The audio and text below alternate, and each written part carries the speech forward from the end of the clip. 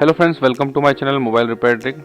आज के इस वीडियो में हम मोबाइल हार्डवेयर ट्रेनिंग का लेसन 52 बना रहे हैं, जिसके अंदर हम बात करने वाले हैं मोबाइल फ़ोन सेक्शंस की। मोबाइल फ़ोन में सेक्शंस क्या होते हैं और इससे हमें रिपेयरिंग में क्या हेल्प होती है, हम उसके ऊपर इस वीडियो में डिटेल में बात करने वाले हैं। सब्सक्राइब कीजिए हमारे YouTube चैनल को और बेल आइकन को प्रेस कीजिए हमारे लेटेस्ट वीडियो के नोटिफिकेशन के लिए। देखिए फ्रेंड्स, हमारे इस यूट्यूब चैनल के ऊपर हमने जितने भी ट्रेनिंग सीरीज जो इसके ऊपर वीडियोस बनाई हैं, उन सभी में हमने डीपली नॉलेज दिया है।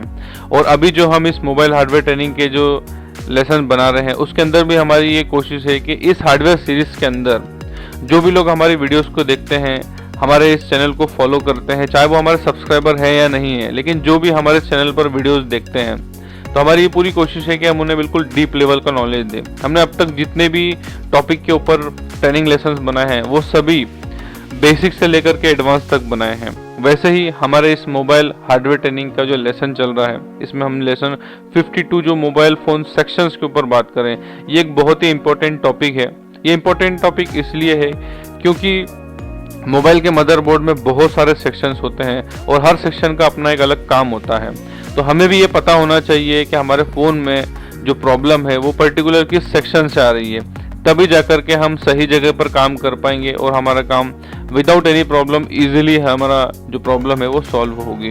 तो इसके लिए हमें मोबाइल फ़ोन के सेक्शंस को समझना होगा, ताकि हम इन फ्यूचर जब भी इस तरह के काम करें तो हमें उस काम को करने में आसानी हो सके और फॉल्ट को ट्रेस करना जल्द से जल्द हम उस फॉल्ट तक, उस सेक्शन तक और उस सेक्शन के उस कंपोनेंट तक पहुंच सकें। हमारी ये जो ट्रेनिंग है, इसके अंदर हमने बिल्कुल बेसिक से लेकर के एडवांस तक जाना है। इसलिए हम इन सेक्शंस के बारे में जानने से पहले स्टार्टिंग हम बिल्कुल स्टार्टिंग के फ़ोन से करेंगे। जैसे जब फर्स्ट जनरेशन के फ़ोन आया करते थे, ब्लैक एंड वाइट फ़ोन आया करते थे, स्पेशली नोकिया के फ़ोन, क्योंकि इससे समझाना बहुत ज़्यादा आसान होता है। तो सबसे पहले हम नोकिया के फ़ोन से, कीपैड फ़ोन से स्टार्ट करते हुए आज के लेटेस्ट 4G और 5G फ़ोन तक को समझेंगे। तो देखिए फ्रेंड्स, सबसे पहले हम यहाँ पर नोकिया 3310 की पीसीबी को दिखा रहे हैं। बहुत से लोगों का सोचना ये भी होता होगा कि बार बार या ज़्यादा से ज़्यादा हमारे हार्डवेयर ट्रेनिंग की सीरीज में नोकिया 3310 की पीसीबी को क्यों देखने को मिल रहा है। तो उसके पीछे एक रीज़न है कि जब भी अगर कोई काम सीखता है और वो बिल्कुल स्टार्टअप से सीखता है, तो इन फ्यूचर टेक्नोलॉजी कितनी भी चेंज हो जाए, आप भी टेक्नोलॉजी के साथ इजीली अपडेट हो जाएंगे। क्योंकि आपका बेसिक अगर अच्छा है तो आगे आपको फ्यूचर में कभी प्रॉब्लम नहीं आना है। और नोकिया का 3310 एक ऐसा पीसीबी है, अगर आप इसको डीपली समझ जाते हैं, उसके बाद में आपके पास 4G 5G या उससे ऊपर की कोई भी टेक्नोलॉजी का फ़ोन आ जाता है, आपको समझने में उससे बिल्कुल भी प्रॉब्लम नहीं होगी, क्योंकि इसके अंदर पूरा बेसिक कंसेप्ट आपको समझ में आ जाएगा। हमने पहले के भी कुछ वीडियोस में बताया था कि अगर आपको इंग्लिश बोलना सीखना है तो सबसे पहले आपको ABCD सीखना होगी, फिर प्रोनाउंसिएशन, ग्रामर पोर्शन, ये सब आपको सीखना होगा, तब जाकर के आप इंग्लिश बोल सकते हैं। वैसे ही हमारे जो मोबाइल रिपेयरिंग का जो कोर्स होता है, इसके अंदर अगर आप नोकिया 3310 के पीसीबी को और उसके पूरे सेक्शंस को और ये किस तरह से काम करता है, अगर इसको भी आप समझ लेते हैं बिल्कुल डीप लेवल में, तो आपको इन फ्यूचर कभी भी कोई प्रॉब्लम नहीं आना। इस वजह से हम नोकिया 3310 की पीसीबी से स्टार्टिंग करते हैं। तो चलिए ज़्यादा देर नहीं करते हुए हम वापस से हमारे टॉपिक पर आते हैं और आपको इसके बारे में बताते हैं। जो नोकिया 3310 का पीसीबी आप देख सकते हैं, यहाँ पर इसमें 3 बाउंड्रीज बनी हुई है, 3 मतलब सेक्शंस बने हुए हैं। तो यहाँ पर जो नीचे आप सेक्शन देख रहे हैं, ये हमारा पावर और मेमोरी सेक्शन है। इसके बाद में ऊपर जो आप 2 सेक्शन देख रहे हैं, ये हमारा नेटवर्क सेक्शन है। यहाँ पर हमारी RFIC लगी है, यहाँ पर हमारा PFO मतलब जो पावर फ्रीक्वेंसी ऑसिलेटर, यहाँ पर MLD स्विचिंग होता है। पहले के फ़ोन में क्योंकि 800 मेगाहर्ट्ज, 900 मेगाहर्ट्ज, 1800 मेगाहर्ट्ज इनकी सप्लाई को स्विचिंग करना होता था। आजकल ये ऑटो मोड में हो गया होगा, आपने सेटिंग के अंदर देखा भी होगा, फ़ोन की नेटवर्क सेटिंग में हम जाते हैं तो वहाँ पर मैनुअल और ऑटो जो होता है वो इसी के थ्रू होता है। लेकिन अब जो लेटेस्ट टेक्नोलॉजी के फ़ोन आ रहे हैं, उनके अंदर MLD आना बंद हो गया है। उनके अंदर जैसे जो WTR IC आ रही है, तो वो सब स्विचिंग और ये सब ऑटोमेटिकली अब हो जाता है। लेकिन देखिए यहाँ पर आप देख सकते हैं, तो सेक्शन वाइज इन्हें अलग डिवाइड किया हुआ था। और नेटवर्क IC और 2600 मेगाहर्ट्ज का क्रिस्टल, ये एक अलग सेक्शन में है। और यहाँ पर power IC, audio IC, CPU, RAM, ROM, तो इस तरह से पावर और मेमोरी सेक्शन हमेशा अलग होता है और नेटवर्क सेक्शन हमेशा अलग होता है। क्योंकि हमारे जितने भी जो सेल फोन्स होते हैं, मतलब वो वायरलेस RF सिग्नल पर चलते हैं, रेडियो फ्रीक्वेंसी पर चलते हैं, वायरलेस टेक्नोलॉजी पर काम करते हैं। तो इस वजह से इसके अंदर नेटवर्क सेक्शन होता है।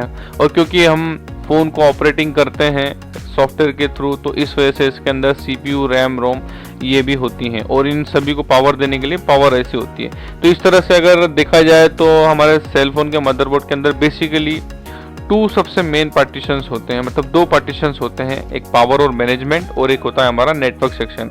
इसके अलावा और भी बहुत सारे सब पार्टीशंस होते हैं जो हम आगे समझेंगे।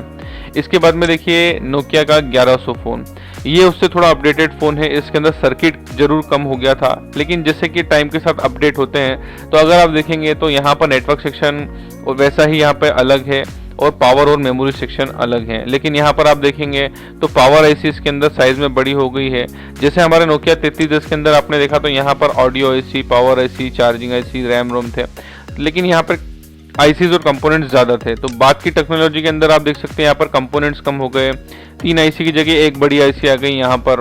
तो इस तरह से टेक्नोलॉजी जैसे जैसे अपडेट होती जाती है, आईसीज छोटी होती जा रही है लेकिन उनके काम बड़े होते जा रहे हैं, सर्किट छोटे होते जा रहे हैं लेकिन उनके काम बड़े होते जा रहे हैं। तो इस तरह से हमें समझने में आसानी हो। देखिए अभी बहुत से लोगों के मन में डाउट्स आ सकता है कि आपको कैसे पता कि ये पावर आईसी है, ये सीपीयू है या नेटवर्क आईसी है। ये देखिए आप धीरे धीरे समझते जाएंगे। अभी फिलहाल में आपको ये समझना है कि सेक्शंस को हम किस तरह से पहचान सकते हैं, उसके पीछे हम आपको इसके अंदर कुछ पॉइंट्स भी बताएंगे। अगर आपको याद हो तो इससे पहले के जो हमने लेसन्स बनाए थे बेसिक इलेक्ट्रॉनिक्स की, जिसमें हमने resistance, capacitor, fuse, coil, transistor बताया था, उसके बारे में उसी में हमने क्रिस्टल के बारे में भी बताया था कि क्रिस्टल होता है एक क्लॉक सिग्नल वाला जो कि हमेशा पावर आईसी के साथ में होता है। तो इससे हमें पहचानना बहुत ही ज़्यादा आसान होता है। जैसे आप देख सकते हैं यहाँ पर क्रिस्टल लगाए तो ये हमारी पावर आईसी है, ये हमारा सीपीयू है। सीपीयू और रैम रोम हमेशा साथ में ही होते हैं और इनके आसपास में ही कहीं ना कहीं पावर आईसी लगी होती है। तो इसलिए पावर और मेमोरी सेक्शन इसे कहा जाता है, जिसमें पावर, सीपीयू, रैम रोम होती है, नेटवर्क सेक्शन अलग होता है। अब हम इसके बाद की टेक्नोलॉजी की कुछ और फ़ोन देखेंगे। देखिए जैसे कि नोकिया का एक और फ़ोन है नोकिया 100। तो इसमें आप देखेंगे तो यहाँ पर सर्किट और भी कम हो गया है। अब यहाँ पर आप देखेंगे तो सिर्फ यहाँ पर जो 2G की RFIC लगी हुई है, जिसे हम PFO भी कहते हैं। तो यहाँ पर आप देखेंगे तो इसके अंदर जो CPU है वही पावर आईसी का भी काम करता है। और इसमें टेक्नोलॉजी के साथ जैसे जैसे अपग्रेडेशन होते जाता है, अभी हमने आपको बताया कि आईसी छोटी होती जा रही है लेकिन उनके काम ज़्यादा होते जा रहे हैं। तो वैसे ही यहाँ पर पावर आईसी और बहुत सारे आईसीज के यहाँ पर सर्किट जो है सीपीयू के अंदर ही इंक्लूडेड कर दिया गया।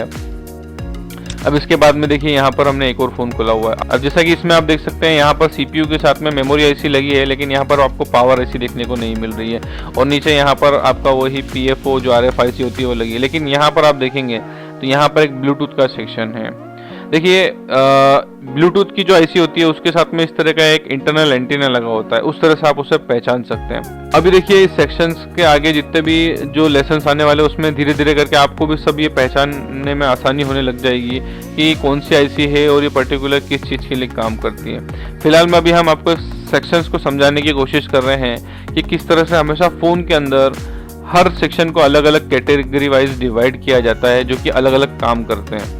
अब देखिए जैसे ये नोकिया का 6233 मतलब 6233 फ़ोन है, इसमें भी आप देखेंगे तो यहाँ पर ऊपर हमारा नेटवर्क सेक्शन है, यहाँ पर हमारा पावर और मेमोरी सेक्शन है।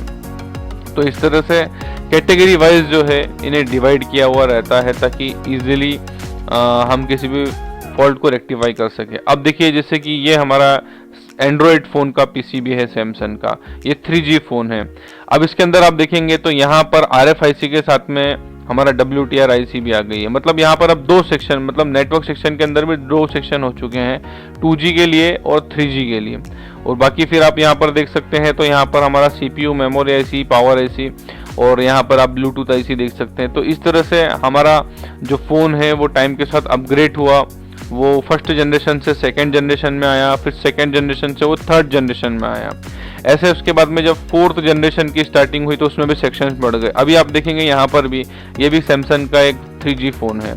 अब इसके अंदर भी आप देखेंगे तो यहाँ पर हर चीज़ को डिवाइड किया हुआ है। जैसे यहाँ पर देखिए हमारा 2G सेक्शन है, यहाँ पर हमारा 3G सेक्शन है, यहाँ पर हमारा पावर और मेमोरी सेक्शन है और यहाँ पर हमारा लाइट सेक्शन है, यहाँ पर आप देख सकते हैं ब्लूटूथ का सेक्शन है। धीरे धीरे यहाँ पर इसके अंदर टाइम के साथ जैसे अपडेशन हुआ वैसे ही यहाँ पर जो मोबाइल के सेक्शंस हैं वो उन्हें कैटेगरी वाइज डिवाइड किया हुआ रहता है। लेकिन आईसीज छोटी होती जा रही है और काम उनके बड़े होते जा रहे हैं, मतलब वो एक ही आईसी ज़्यादा से ज़्यादा काम करती है। अब देखिए जैसे ये और लेटेस्ट फ़ोन है, इसके अंदर भी अगर आप देखेंगे तो नेटवर्क सेक्शन में और बहुत सारी आईसीज लगी हुई है।